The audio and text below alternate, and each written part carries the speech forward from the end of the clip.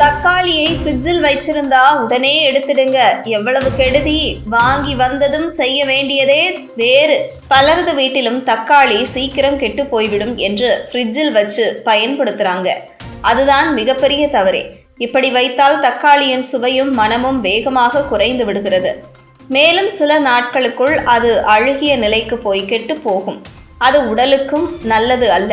அதனால்தான் பல வீடுகளில் தினமும் புதிய தக்காளி வாங்க வேண்டிய நிலை உருவாகிறது.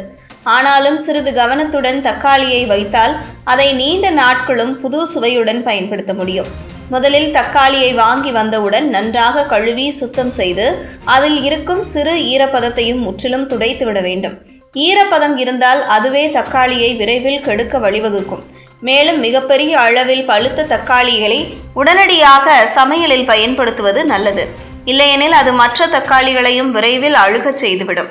தக்காளியை தனித்தனியாக எடுத்து அதன் காம்பு பகுதி மேல் நோக்கி இருக்குமாறு ஒரு கூடை அல்லது பெட்டியில் அடுக்கி வைக்க வேண்டும். இதனால் தக்காளி கெடாமல் சீராக இருக்கும். இன்னும் சிறந்த முறையாக ஒவ்வொரு தக்காளியின் காம்பு பகுதியில் சிறிது தேங்காய் எண்ணெய் அல்லது சமையல் எண்ணெய் தடவி வைக்கலாம். இது தக்காளி உலராமல் நீண்ட நாட்களும் புது சுவையுடன் பாதுகாக்க உதவும். தக்காளியை வெளியில் வைத்திருப்பது சிறந்தது. அவற்றை நேரடியாக சூரிய ஒளிப்படாத இடத்தில் குளிர்ச்சியான சூழலில் வைத்தால் அதிக நாட்கள் நல்ல நிலையில் இருக்கும். ஆனால் பலர் பழக்கப்படி ஃப்ரிட்ஜில் வைத்து விடுகிறார்கள். இது தவறு. ஏனெனில் ஃப்ரிட்ஜின் குளிர்ச்சியில் தக்காளியின் செல்கள் சுருங்கி அதன் இயல்பான சுவையும் மனமும் குறைந்து விடுகிறது. மேலும் குளிரில் வைத்த தக்காளி சமைக்கும் போது சுவையற்றதாக மாறுகிறது. அதனால் தக்காளியை எப்போதும் அறை வெப்பநிலையிலேயே வைத்திருப்பதுதான் சிறந்த வழி.